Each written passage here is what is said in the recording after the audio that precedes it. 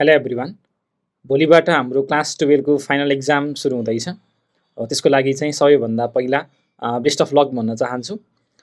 र 10 दिन हाम्रो एक्जाम टिचर्स आन्दोलनको कारणले गर्दा लेट भए तापनि भोलिबाट सुरु हुने हाम्रो फाइनल एक्जामको लागि चाहिँ 12 मा पढ्ने सबै भाइ बहिनीहरूलाई हाम्रो आख्यान एकाडेमीको तर्फबाट बेस्ट विशेस। र लास्ट मिनेटमा चाहिँ अब के गर्दाखेरि चाहिँ हामीले बेस्ट रिजल्ट निकाल्न सकिन्छ भन्ने कुराको बारेमा सर्टमा मैले केही कुरा भन्न चाहे। सबैभन्दा पहिला चाहिँ अब जति पढ्ने कुरा थियो, हामीले जति पनि पढ्ने कुराहरू थिए त्यो सबै कुराहरू सकिसकेका छन्। अब नयाँ टपिक चाहिँ हामीले पढेर त्यसलाई चाहिँ कम्प्लिट गर्न भनेको लगभग सम्भव नहोला हैन। र हामीले चाहिँ नयाँ टपिक्सहरू अब सुरु गर्ने टाइम पनि छैन र सुरु गर्नु पनि हुँदैन, किनकि त्यसले चाहिँ थोरै स्ट्रेस अथवा केही कुराहरू जान्दिन, नयाँ कुराहरू पढ्दाखेरि चाहिँ हामीलाई अलिकति तनाव महसुस हुने गर्दछ लास्ट मिनेटमा चाहिँ। सो त्यसको लागि चाहिँ जति नै अहिलेसम्म हामीले पढ्यौँ नि त्यसको लागि चाहिँ सर्टमा रिभाइज मात्रै गर्नु अब चाहिँ हैन।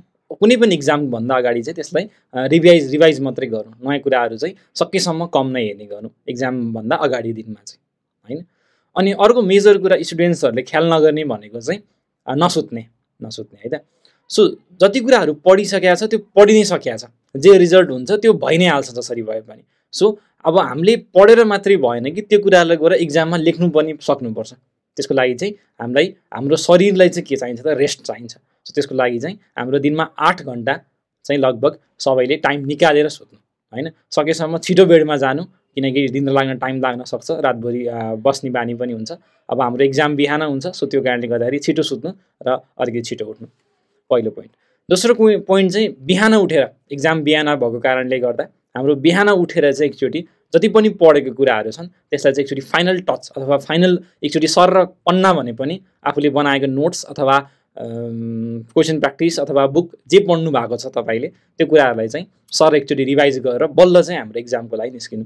अनि अर्को भनेको हाम्रो एक्जाम मटेरियल्सहरू, लाइक हाम्रो एडमिट कार्ड भयो। एडमिट कार्ड बिर्सिनै नहुने चिजहरू होइन, किनकि एक्जाम सेन्टरमा पुगिसकेपछि फेरि एडमिट कार्ड लिनलाई घर आउन चाहिँ नपरोस्। त्यो धेरै विद्यार्थीहरूको एडमिट कार्ड छुटेको हुन्छ। अझै सेकेन्ड थर्ड डेमा चाहिँ इट विल बी म्यानेजेबल, किनकि हामीलाई चाहिँ साथीहरूको सिम्बल नम्बर थाहा हुन्छ होइन, रजिस्ट्रेसन नम्बर थाहा हुन्छ, +1 -1 गरेर चाहिँ हामी निकाल्न सक्छौँ। सुरुको दिनमा चाहिँ हाम्रो एडमिट कार्ड घरमा नछुटोस्। क्यालकुलेटर्सहरू अथवा ग्राफ्सहरू चाहिन्छ भने कुनै सब्जेक्टमा त्यो कुराहरू भयो, पेन पेन्सिल इरेजरहरू होइन, सबै कुराहरू चाहिँ एडुकेट आफूलाई चाहिने सबै कुराहरू चाहिँ एक्जामलाई चाहिँ लिएर जानु।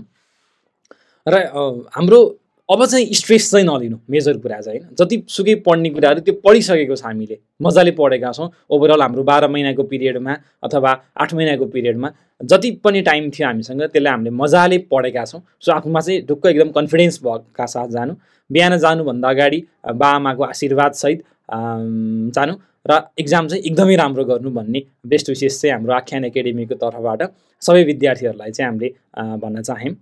र हाम्रो एक्जाम सकिसकेपछि इन्जिनियरिङ र सिएसआइटी इन्ट्रान्स प्रिपरेसन आख्यान एकाडेमीमा तपाईँहरू प्रिपेयर गर्न चाहने सबै विद्यार्थीहरूलाई हामीले वेलकम छँदैछ।